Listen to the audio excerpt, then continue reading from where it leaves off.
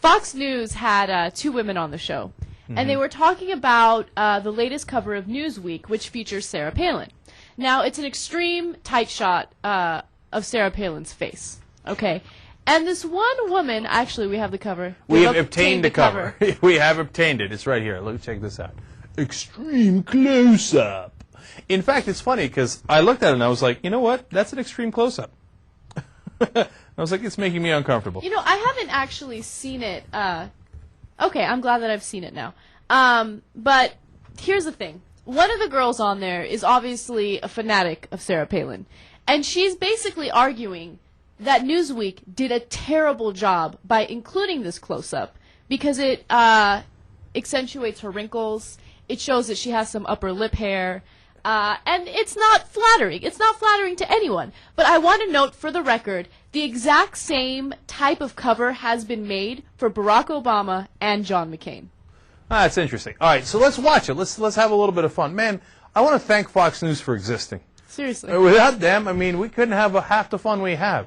All right, and notice as you watch this clip, gee, I wonder where the anchor stands on this issue. Let's watch. Well, have you seen the latest cover of Newsweek? It features a photo of Alaska Governor and Vice Presidential candidate Sarah Palin. And some say it is ridiculously unfair to her. Not the headline, the picture itself. You can't really see it on this full screen, but trust me, you can see it here in person if you buy the magazine or you look at it in the store. Again, you can't really see it here, but trust me. Joining us now to discuss the problem, or is there one? All right, Andrea, you are fired up about this cover. Again, people are going to have to trust you a little bit because it's tough to see. That doesn't really translate through television, but tell us what's upsetting you. Well, this cover is a clear slap in the face of Sarah Palin. Why? Because it's unretouched. It highlights every imperfection that every human being has. But we're talking unwanted facial hair, pores, wrinkles. This is a gross slap in the face to Sarah Palin after Newsweek has done so many favorable covers of Barack Obama that make him look presidential, that are clearly retouched. He looks flawless. This is a slap in the face, and the biggest reason it's a slap, Megan, is because the title says she's one of the folks.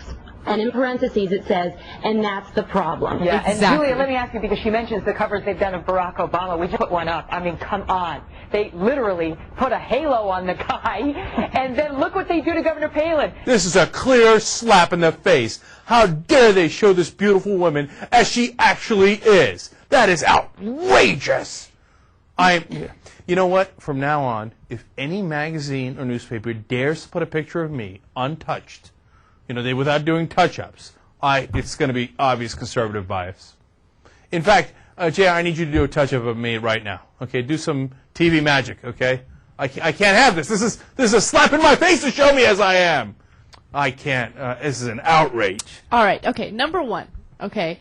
If Sarah Palin knows that she's in the public eye constantly and she cares that much about her lip hair, wax it. Stop being a bitch. Second of all, you're so carried away. This is the dumbest argument ever. I can't even believe that people are arguing about this on television. On television, who gives a shit? Honestly, the exact same type of fucking cover was done on Obama and McCain. Okay, right. So this little whore needs to shut her mouth. Oh, what? Okay, all right. You're at a 10. I need you to be at a 3.5. It's such an irritating argument. And then on top of that, Newsweek is totally right. She's one of the folks, and that's the problem. Exactly. We don't need one of the folks to lead the country, okay? We need someone who's smarter, better, more powerful than the folks to lead the country. And someone who can, feel compassion with the regular American, the average Joe. All right. I would like to take note of the word folks, and I would like to say that I am against it, especially the way Fox News uses it. Look, I know what the folks are thinking. It's a classic O'Reilly line, right? And the anchor used it there, too. The folks are upset about this. Well, first of all, who the hell are the folks? And second of all, when did you pretty Barbie girl doll anchor lady ever meet the folks? Exactly. When did that happen? And notice how personally she took it. She was like, wait a minute now, any woman knows, no matter how gorgeous they are, i.e. me, right, that if you do an extreme close-up, that it's not, it's not fair, and you need to be touched up like they do with my pictures on Fox News.